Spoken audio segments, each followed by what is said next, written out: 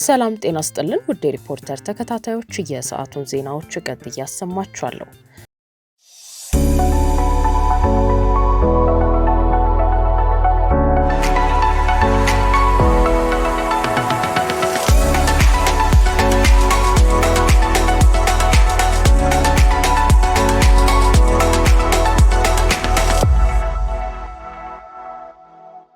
ብሔራዊ ምርጫ ቦርድ ባቀረበው የምርጫ ወረዳዎች የጸጥታ ሁኔታ በኦሮሚያ ክልል ምርጫ ማድረግ የማያስችል አካባቢ የለም ተባለ። በቦርዱ ሪፖርት የትግራይ ክልል ያልተካተተ ሲሆን የአማራ ክልል አብዛኛው ቦታ ለምርጫ የማይመች መሆኑ ተጠቁሟል። የኢትዮጵያ ብሔራዊ ምርጫ ቦርድ 7ኛውን ሀገራዊ ምርጫ ለማካሄድ ከክልል መንግስታትና ከጸጥታ ኃይሎች ያሰባሰበውን የጸጥታ ሁኔታ ባካተተ ሪፖርት ላይ ከፖለቲካ ፓርቲዎችና ሌሎችም አካላት ጋር ጥር 25 ቀን 2018 ዓ.ም ባካሄደው ውይይት ከትግራይ ክልል ውጪ በሚገኙ ሁሉም ክልሎች የምርጫ ወረዳዎችን የጸጥታ ሁኔታ ያካተተ ሪፖርት ቀርቧል። የቦርዱ ሰብሳቢ ወይዘሮ ሜላት ወርቅ ኃይሉ የቦርዱን የስራ እንቅስቃሴዎች በሚመለከት ገለጻ ካደረጉ በኋላ ለሚዲያ ባለሙያዎች ዝግ በነበረው ስብሰባ ላይ የተገኙና ሪፖርተር ያነጋገራቸው የኢትዮጵያ ዜጎች ለማህበራዊ ፍትህ ፓርቲ ኢዜማ ዋና ጸሐፊ አቶ ዋሲሁን ተስፋዬ የክልሎች የጸጥታ ሁኔታ በአረንጓዴ በቢጫና በቀይ ተለይቶ ሪፖርት መቅረቡንና በአረንጓዴ የተለዩት አካባቢዎች ምርጫ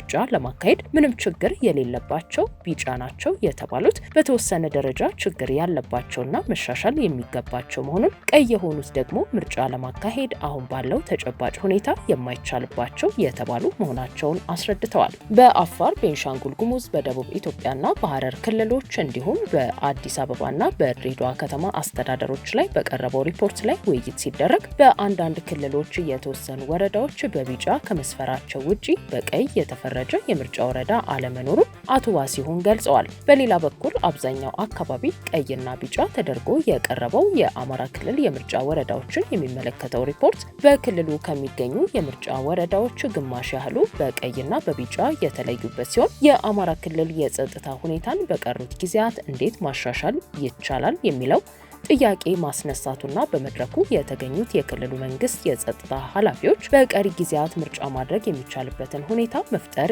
ይቻላል የሚል ምላሽ መስጠታቸውን ገልጸዋል። በኦሮሚያ ክልል የጸጥታ ሁኔታ ሪፖርት ደግሞ ጥቂት ቦታዎች በቢጫ ከመቅረባቸው ውጪ አብዛኞቹ ቦታዎች አረንጓዴ ናቸው መባሉንና በቀይ የተፈረጀ አካባቢ አለመኖሩን የኢዜማው አመራር ለሪፖርተር ተናግረዋል።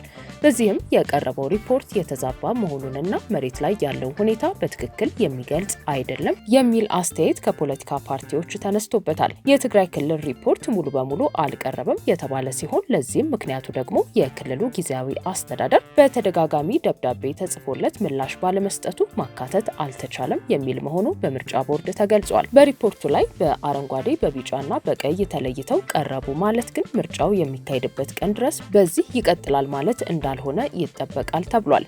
የኢትዮጵያ ሕዝባዊ አብዮታዊ ፓርቲ ኢሃፓን በመወከል በውይይቱ የተገኙት የፓርቲው አማካሪ ፕሮፌሰር ዝናቡ አበራ የቀረበው ሪፖርት ምርጫ ቦርድ ከክልሎችና ከጸጥታ አካላት ያሰባሰበው መረጃ መሰረት ያደረገ መሆኑ እንደተገለጸላቸውና ሪፖርቱ ጥያቄ የሚፈጥር መሆኑን ገልጸዋል። በአረንጓዴ ተለይተው የሰፈሩት አካባቢዎችን ቢሆኑ ለፖለቲካ ምህዳር ምቹ እንዳልሆኑ ገልጸው አዲስ አበባ አረንጓዴ ተብለው ከተለዩት አካባቢዎች መካከል ብትሆንም ለኢሃፓ ግን ቀይ ናት። ይህንን የምንልበት ምክንያት ከአንድም ሁለት ጊዜ ከህዝብ ጋር ለመገናኘት ብንሞክርም አልተሳካለንም ብለዋል።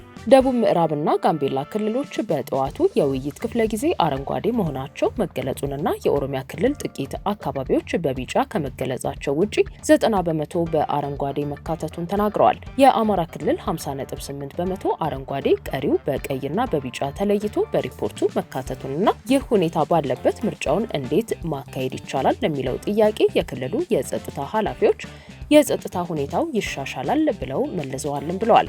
የህብር ኢትዮጵያ ዲሞክራሲያዊ ፓርቲ ሊቀመንበር አቶ ግርማ በቀለ ምርጫ ቦርድ ጉዳዮችን መልክ ለማስያዝ እያደረገ ያለውን ጥረት እናደንቃለን ብለው የክልል መንግስታትና የጸጥታ ኃይሎች ያቀረቡት የጸጥታ ሁኔታ ሪፖርት ትክክለኛነት ላይ በውይይቱ ወቅት ጥያቄ መነሳቱን ገልጸዋል። ሶማሌ፣ ሀረሪ፣ ደቡብ ኢትዮጵያ ክልሎችና የድሬዳዋ ከተማ አስተዳደር ሙሉ በሙሉ በሚባል ደረጃ አረንጓዴ ተብለው መለየታቸው ጥያቄ መፍጠሩን የአማራ ክልል የጸጥታ ሁኔታ ሪፖርት ሙሉ በሙሉ ቀርቧል ብለው ባያምኑም የተሻለ ወይንም ለእውነት የቀረበ መሆኑንና ለዚህም ምስጋና ማቅረባቸውን ተናግረዋል። ገዢው ፓርቲና መንግስት የተለያዩ መሆን ይገባቸው ነበር ያሉት ሊቀመንበሩ በማብራሪያቸው አንድነታቸውን ለመረዳት ብዙ ያልተቸገርንበት፣ ተቃዋሚ ፓርቲዎችን ለመወንጀል ለማሳቀቅና ለማስፈራራት የሚደረግ ሙከራን የተረዳንበት ሁኔታ ነበር፣ ይህንንም ገልጸናል በማለት አስረድተዋል። የቦርዱ ሰብሳቢ ወይዘሮ ሜላትወርቅ ኃይሉ በመክፈቻ ንግግራቸው ቦርዱ በተቀመጠው የጊዜ ሰሌዳ መሰረት ስራዎቹን እያከናወነ መሆኑን፣ የፖለቲካ ፓርቲዎች በተለያዩ አካባቢዎች የሚደርስባቸውን ማናቸውንም ችግር ለቦርዱ እንደሚያቀርቡ፣ ቦርዱን በተቻለው አቅም ለክልል መንግስታት፣ ለመስተዳደሮችና ለጸጥታ አካላት ጥያቄዎቻቸውን እንደሚልክ ገልጸዋል። የጸጥታ ሁኔታ ተለዋዋጭ በመሆኑ ውይይቱ ቀጣይነት እንደሚኖረው አስረድተዋል። ጠቅላይ ሚኒስትሩ ያደረጉት ንግግር ኤርትራ ላይ የታቀደውን ጦርነት ምክንያታዊ ለማድረግ እያለመ ነው ሲሉ የማነ ገብረ መስቀል ገለጹ።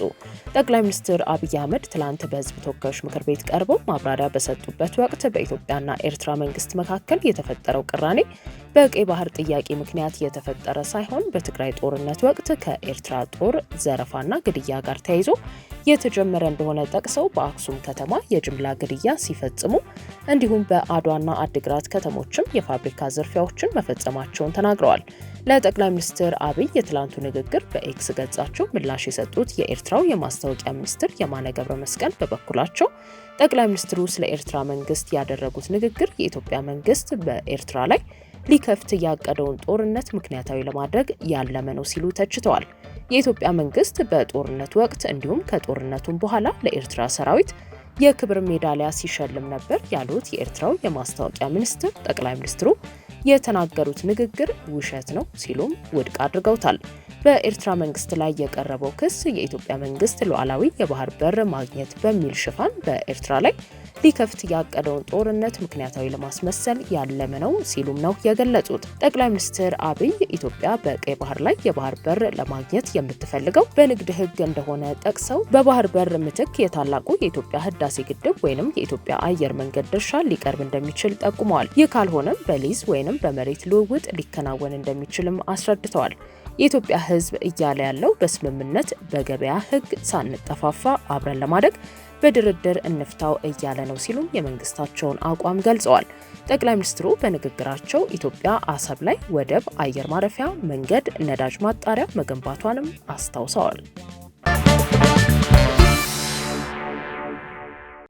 በ6 ወራት በተካሄዱ 13 የውጭ ምንዛሪ የጨረታ ሂደቶች ከ1.3 ትሪሊዮን ብር በላይ ከገበያ ውስጥ መሰብሰቡን የኢትዮጵያ ብሔራዊ ባንክ ገዢ ዶክተር ኢዮብ ተካልኝ ገለጹ። የባንኩ ገዢ ይህን የገለጹት የህዝብ ተወካዮች ምክር ቤት የፕላን በጀትና ፋይናንስ ጉዳዮች ቋሚ ኮሚቴ ሰኞ ጥር 25 ቀን 2018 ዓ.ም የኢትዮጵያ ብሔራዊ ባንክ ተጠሪ ተቋማትን የ2018 ዓ.ም የ6 ወራት እቅድ አፈጻጸም ሪፖርት ሲገመግም ነው። በ6 ወራት አጠቃላይ በፋይናንስ ተቋማት ያለው የውጭ ምንዛሪ መሻሻሉን የገለጹት ገዢው የውጭ ምንዛሪ አስተዳደሩ ከዚህ ቀደም የነበረበት የተሳሳተ ዋጋ ተስተካክሎ ከጥቁር ገበያ ጋር ያለው ልዩነት እየጠበበ ነው ብለዋል። ባለፉት ወራት በተከታታይ ጨረታ በማካሄድ ኢኮኖሚ ውስጥ ያለውን የውጭ ምንዛሪ አቅርቦት ማሻሻል መቻሉን ገልጸው ባንኩ ያለው የውጭ ምንዛሪ ክምችትም በአስተማማኝ ሁኔታ ላይ መሆኑን አስረድተዋል። በ6 ወራት ከውጭ ንግድ የተገኘው ገቢ $5 ቢሊዮን መድረሱን ጠቅሰው በአመቱ መጨረሻ ወደ 10 ቢሊዮን ይደርሳል ተብሎ እንደሚጠበቅ ተናግረዋል። የፋይናንስ ተቋማት ጠቅላላ ሀብት 6 ትሪሊዮን ብር መድረሱን በባንኮች ውስጥ ያለው ተቀማጭ ገንዘብ ደግሞ 4.2 ትሪሊዮን ብር መሆኑን ገልጸዋል። ኢኮኖሚው አስቸጋሪ ሁኔታዎችን ተቋቁሞ ከሞላ ጎደል በጥሩ ሁኔታ ላይ ነው ያሉት ገዢው የገንዘብ ሚኒስቴር እንደከዚህ ቀደሙ ከብሔራዊ ባንክ በሚወሰድ ብድር ላይ ተመስርቶ በጀት የሚመድብ ሳይሆን ከኢኮኖሚው ከሚሰበሰበው ገቢና እንዳስፈላጊነቱ ከገበያ ከሚገኝ ብድር እየሸፈነ መሆኑን አክለዋል። ከማክሮ ኢኮኖሚ ሪፎርም ወዲህ ከዚህ ዓመት በፊትና በኋላ በሚባል መልኩ የሚገርም የእድገት ምዕራፍ ውስጥ እንደገባን ያሳያልን ብለዋል። ለብሔራዊ ባንክ ተጠሪ የሆነው የግል ሰራተኞች ማህበራዊ ዋስትና አስተዳደር በ6 ወራት ከ27 ቢሊዮን ብር በላይ ለመሰብሰብ አቅዶ ማሳካት የቻለው የእቅዱን 5% ወይንም 1.4 ቢሊዮን ብር መሆኑ ተገልጿል። ቋሚ ኮሚቴው የብሔራዊ ባንክን ሪፖርት አድምጦ ምላሽ ይፈልጋሉ ያላቸውን ጥያቄዎች ያቀረበ ሲሆን ከጥያቄዎቹ መካከል የግል ሰራተኞች ማህበራዊ ዋስትና አስተዳደር ለመሰብሰብ ያቀደውን ሙሉ ለሙሉ መፈጸም አለመቻሉን 9299 ድርጅቶችን ቁጥጥር ለማድረግ አቅዶ የእቅዱን 17% ወይንም 1534 የሚሆኑ ድርጅቶችን ማድረግ እንዳልቻለ ገልጿል። ቋሚ ኮሚቴው አክሎም የሀገሪቱ የውጭ ንግድ በዋናነት በቡናና በወርቅ ላይ የተንጠለጠለ መሆኑ ሪፖርቱ እንደሚያሳይ ገልጾ በዘላቂነቱ ላይ ጥያቄ የሚያስነሳ በመሆኑ ባንኩ ሌሎች የውጭ ንግድ ዘርፎችን ለማስፋት ምን እየሰራ ነው በማለትም ጠይቋል። ከቅርብ ጊዜ ወዲህ ባንኮችን ማዕከል ያደረጉ ወንጀሎች እየተበራከቱ መሆናቸውን የገለጸው ቋሚ ኮሚቴው በተለይም የግለሰብ አካውንቶችን መጥለፍ፣ የባንክ ማሽኖችን ሰብሮ መስረቅ፣ ከባንክ የውስጥ አካላት ጋር በትብብር የሚከናወኑ ዝርፊያዎች እንዲሁም ከባንክ በማስመሰል በስልክ በመደወል የሚከናወኑ ወንጀሎችንም ጠቃቅሷል። የባንኩ ገዢ በሰጡት ማብራሪያ በጥቁር ገበያውና በባንኮች መካከል ያለው የውጭ ምንዛሪ ልዩነት እየቀነሰ መሆኑን ገልጸዋል። በሁለቱ መካከል ያለው ልዩነት በየትኛውም ሀገር ያለ ቢሆንም እኛ እየሰራን ያለነው ግን ልዩነቱን ለማጥበብ ነው ብለዋል። የብሔራዊ ባንክ የፋይናንስ ተቋማት ቁጥጥር ምክትል ገዢ አቶ ሰለሞን ደስታ ማጭበርበርን በተመለከተ በሰጡት ምላሽ የፋይናንስ ተቋማት ደንበኞቻቸው ቅድመ ጥንቃቄ እንዲያደርጉ የፋይናንስ እውቀትና ትምህርት እንዲሰጡ እንደሚደረግ እንዲሁም ጥብቅ የደንበኛ አያያዝ መኖሩን ክትትል እየተደረገ መሆኑን ተናግረዋል። ውድ የሪፖርተር ተከታታዮች የሰዓቱ ዜናዎቻችን እነዚህ ነበሩ። ስላደመጣችሁን ከልብ እናመሰግናለን።